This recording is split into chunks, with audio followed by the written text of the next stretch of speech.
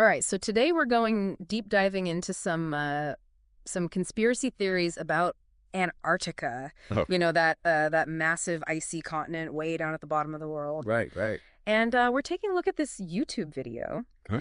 and the title of it is Antarctica Secrets You Will Not Believe Freemasons Absolutely Insane Must Watch.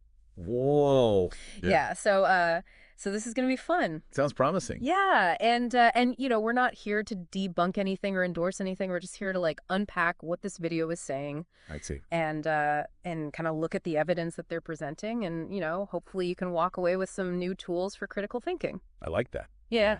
That's what we want. So the central claim that this video is making is that Antarctica is not what we've been told. Yeah. And the evidence, I'm doing air quotes here, Right. hinges on the idea of a 24-hour sun during the Antarctic summer, Okay. which you would expect to see if the Earth is a globe.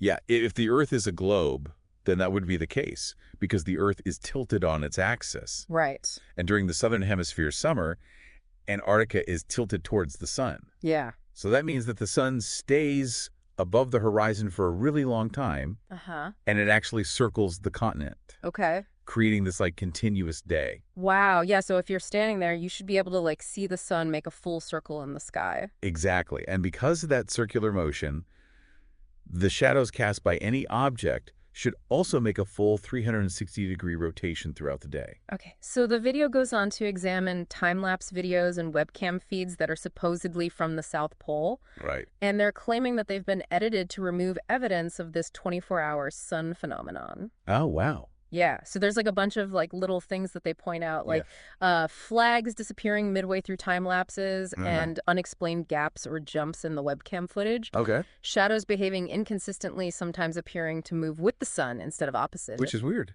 Right. Yeah, you would expect it to be opposite on a rotating Earth.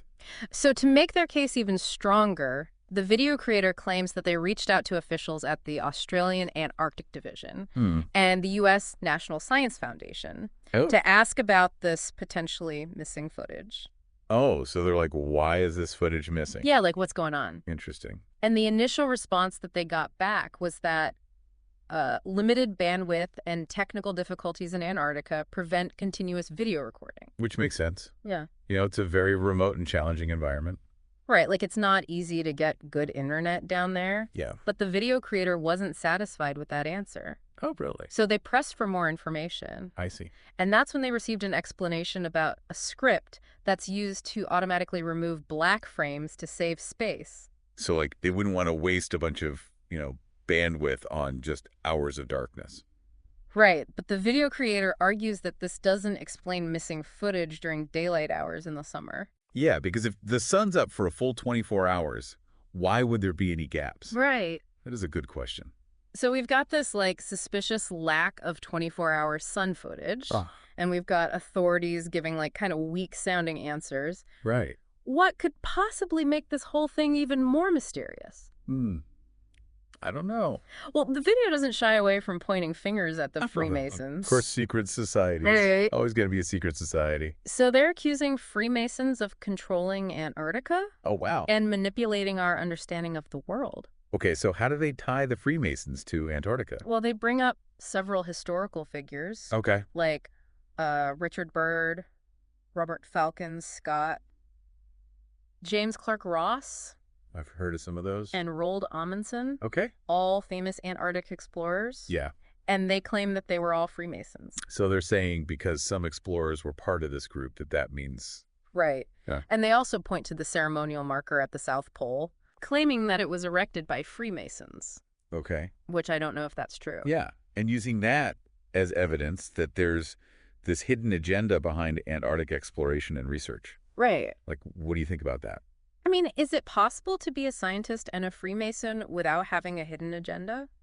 I mean, I would assume so, Yeah. right? Like, just because you're a member of a group doesn't mean you're part of some big conspiracy. Right. But that's how these conspiracy theories work. Right. They connect the dots. Yeah, they plant these little seeds of doubt and make you wonder, what if? Exactly. Okay. So let's say, for argument's sake, that Antarctica is not what we've been told. Okay. Where does this video go from there?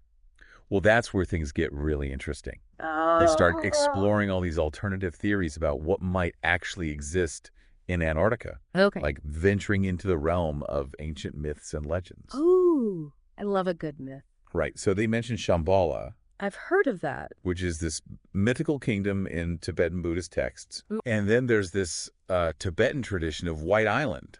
Okay. And this eternal land that's supposed to be a paradise hidden somewhere on Earth. Oh, wow. And they don't stop there. They keep going. They go way back. Way back. They bring up Atlantis, Oh, wow. the legendary island civilization. Right, from Plato. Yeah. And then there's Maru from Hindu mythology. Okay. And Luz from Hebrew legends. So they're bringing up all these ancient stories about like hidden or lost lands. Right, exactly. So are they saying that one of these places might actually be in Antarctica? It's like they're saying, okay, if Antarctica isn't what we think it is, And then maybe it's this. maybe it's this. Right. And to add to that, they also look at accounts from 19th century explorers who believed in an open polar sea and undiscovered lands beyond the Arctic ice pack. Right. This is back when we didn't have satellites and stuff. Exactly. Like real exploration. So Yeah. what kind of accounts do they reference? Well, they mentioned Crocker Land and Bradley Land, which turned out to be mirages or just couldn't be verified later on. Oh, so they're using these historical examples of like mistaken discoveries Yeah. to suggest that maybe something similar is happening with Antarctica. Right. Like, what if there's this vast unexplored territory hiding in plain sight? Wow, it's like they're handing you a map to uncharted territory. And Yeah. then you like go find out for yourself. Don't just take our word for it. So we've got this missing footage of the 24-hour sun, Uh-huh. suspicious explanations from authorities, Right. alleged Freemason connections, Right. and a whole bunch of ancient myths and legends about hidden lands. A lot to unpack. It is a lot. Yeah. So where do we go from here? Well, next we'll dive deeper into these alternative theories, Okay. explore their origins and their common threads, All right. and see what they might tell us about our fascination with the unknown. Sounds good. I'm ready for part 2. Welcome back to our deep dive into Antarctic mysteries. Before we move on, I think you, the listener, might have picked up on this already. Yeah. We're talking about a YouTube video that blends what sounds like, scientific evidence with more mystical ideas. Okay. Like these hidden lands from ancient myths. Yeah. It's a kind of curious mix. Yeah, it is like a... Are they trying to appeal to like both the logical and the imaginative parts of our brains? Exactly. Like, here's the science, but what if it's magic? Yeah, it's like a 1-2 punch. Yeah. And don't forget, they also throw in those accusations about the Freemasons. Right, like they're trying to say they have their fingers in the Antarctic pie. Yeah, exactly. Hmm. So what do you think that is? Like, why the Freemasons? Well, there's definitely that mystique Yeah. surrounding them. They're a secret society with a long history, and that kind of naturally leads to speculation and suspicion. Right. People love to imagine that there's these powerful groups operating behind the scenes. Right. And it's easier to blame a shadowy organization than to actually like try to grapple with the complexities of the world. Exactly. It's like having a villain in a story. Right. It gives people a sense of purpose, a reason to fight back against some perceived injustice. Totally. And this video, it doesn't stop there. Oh, really? They also mentioned Jesuits and Jews. Oh, okay. Which, brings up a long and frankly troubling history of like associating these groups with like shadowy conspiracies. Yeah, that's a really important point to bring up. Like attributing these complex events to the actions of specific groups, especially those who face discrimination historically, is really dangerous. Right. And it just perpetuates these harmful stereotypes. Yeah, we need to be really careful about that. Absolutely. Critical thinking is so important here. Correct. We can engage with the ideas without endorsing these harmful generalizations. Right. So beyond those claims about specific groups, they also delve into those fascinating alternative theories Yes. about the nature of Antarctica itself. Yeah. Okay, yeah. So this is where we really start to see those ancient myths and legends take center stage. Right. They mentioned Shambhala, Mm-hmm. Atlantis, Maru, and a few others. Yeah, it's like a whirlwind tour of mystical locations. Okay. How do they connect those to Antarctica? Well, it's all about creating a sense of possibility, Okay. a world that's beyond our current understanding.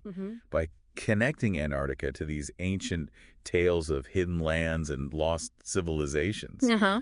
the video is suggesting that it holds secrets far greater than what conventional science tells us. Right, so it's tapping into that desire for mystery. Exactly, that desire for the unknown. And that desire is further fueled by those accounts from the 19th century explorers who believed in an open polar sea and undiscovered lands beyond the Arctic ice pack. Like, what if there's more to the story than we're being told? What if there are vast unexplored territories? Yeah. Just hiding in plain sight. It's a very alluring idea. Yeah, who doesn't love a good mystery? But here's the thing. Yeah. How do we balance this fascination with the unknown? With the need to be critical thinkers? That is the million-dollar question. It is, because it feels like we're constantly bombarded with information. Yes, you're And it's hard to know what to believe. It really is, and that's where those critical thinking skills come in. Okay. It's about being aware of the techniques used to persuade us, the biases that we all have, and the ways in which information can be manipulated. Right, so it's not about being like, oh, I don't believe anything. It's about being like, I need more information before I can form an opinion. You got it. And it's also about recognizing that even experts can be wrong.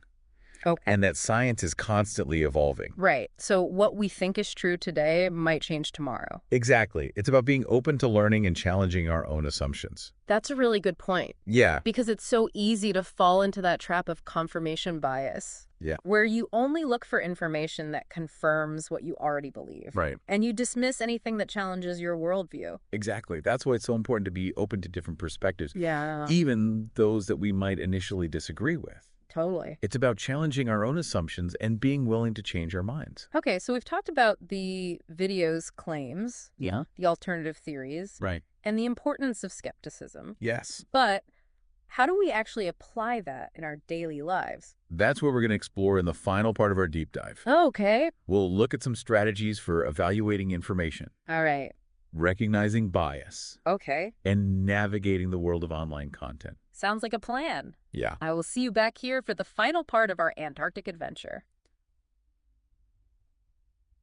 Okay, so welcome back to our deep dive. It's been quite a journey. It has. Through this world of conspiracy theories about Antarctica. Yeah, we've covered a lot, from questioning that 24-hour sun phenomenon to all those intriguing ancient myths about hidden lands. Right, and it all started with that simple question, like, why isn't there continuous footage of a 24-hour sun in Antarctica?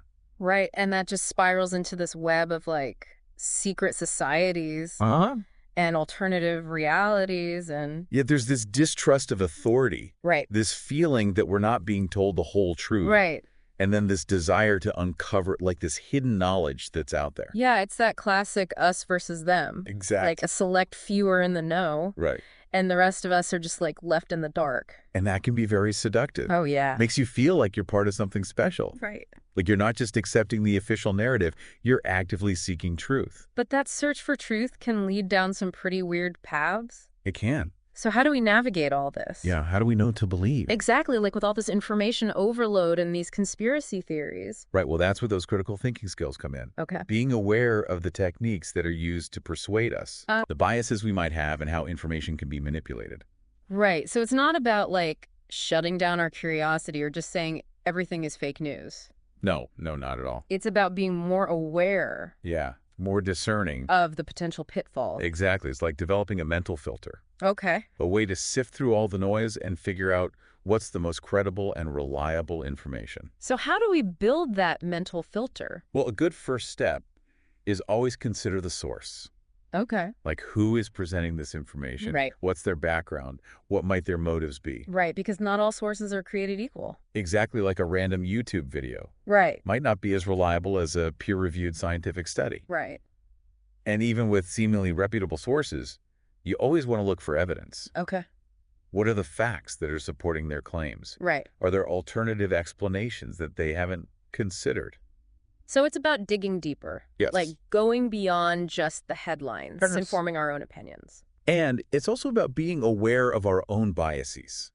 Like, what are our preconceived notions about this topic? Right. Are we predisposed to believe certain things, even if the evidence is kind of weak? Yeah, it's so easy to fall into that confirmation bias trap. Oh, yeah. Where you're just like searching for stuff that confirms what you already believe. Exactly. And you dismiss anything that challenges your worldview. Right. So we need to be open to different perspectives. Yes. Even the ones that we disagree with. Absolutely. Yeah. It's about challenging our own assumptions and being willing to change our minds. When there's good evidence. When there's good evidence, exactly. And, sometimes the most outlandish claims turn out to be true. Right. Like, think about the idea of a spherical Earth. Yeah. That was once considered a radical idea. Right, a heretical idea. Exactly. So it's about finding that balance between skepticism and open-mindedness. Right. So we want to be discerning. Yeah. But we don't want to shut down our curiosity. Exactly. You want to engage with the world. Okay. With a critical but curious mind, always seeking knowledge and understanding. Even when things are uncertain. Yes, even when things are uncertain. Okay, so as we wrap up this Antarctic adventure, I think the main takeaway is this. Okay.